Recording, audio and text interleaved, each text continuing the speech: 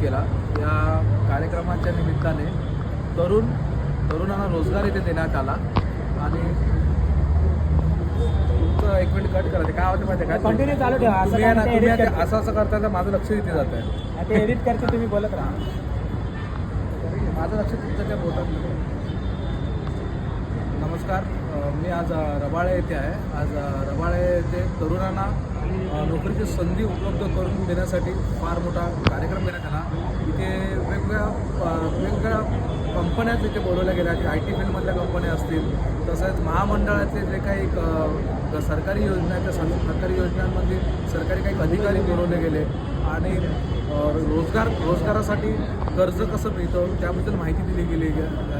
आणि हा कार्यक्रम आयोजित जो केलेला आहे, या कार्यक्रमाच्या माध्यमातून तरुण पिढी ही उद्योगाकडनं समृद्धीकडे जाऊ शकते आणि तरुण पिढी लॉंग टर्मसाठी चालणारी असते. आणि असेच कार्यक्रम घेणं गरजेचं आहे, कारण की मुंबईमध्ये बेरोजगारी वाढत चाललेली आहे. शिक्षण युनिव्हर्सिटीतनं जसे हजारो नाणी बाहेर पडतात, तसं बेरोजगार तरुण देखील बाहेर आहेत. त्यांना योग्य वेळी जर का रोजगार नाही मिळाला तर त्यांचं वय पण निघून जात आहे. आणि एकदा वय निघून गेल्यानंतर परत त्यांना रोजगाराचा प्रश्न निर्माण होत आहे.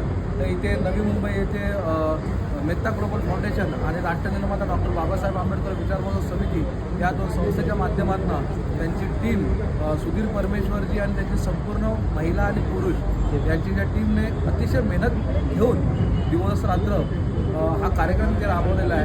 आणि खरंच या कार्यक्रमाची उंची आणि सुंदरता खूप सुंदर होती. आणि अशा प्रकारचे कार्यक्रम मुंबईत होणं गरजेचं आहे. आज नवी मुंबईमध्ये झाला, उद्या ठाण्यामध्ये झाला पाहिजे, उद्या मुंबईमध्ये झाला पाहिजे, त्याच्यानंतर पालघर जिल्ह्यात झाला पाहिजे. अशा वेगवेगळ्या जिल्ह्यात देखील झाला पाहिजे, कारण ग्रामीण विभागात देखील बेरोजगारी जास्त आहे. त्यांच्यापर्यंत त्या तरुणांपर्यंत हा रोजगार पोहोचला पाहिजे. आणि मी सांगेन की हे कार्यक्रम सातत्याने म्हणजे 3 महिन्याआड असे कार्यक्रम व्हावेत अशी आमची अपेक्षा आहे. आणि याही पलीकडे जाऊन सांगतो की आता हा मुंबईत कार्यक्रम झाला, नवी मुंबईत झाला, उरण झाला, पनवेल झाला, किंवा रायगड जिल्ह्यात झाला, पालघर जिल्ह्यात झाला. हा कार्यक्रम असाच एक कार्यक्रम इतका उंचीवर जावा की परदेशात पण हा कार्यक्रम व्हावा आणि परदेशातल्या नोकऱ्यांच्या संध्या या आपल्या तरुणांना मिळाव्या. आणि मी इथेच तुमचं सांगतो, जय हिंद.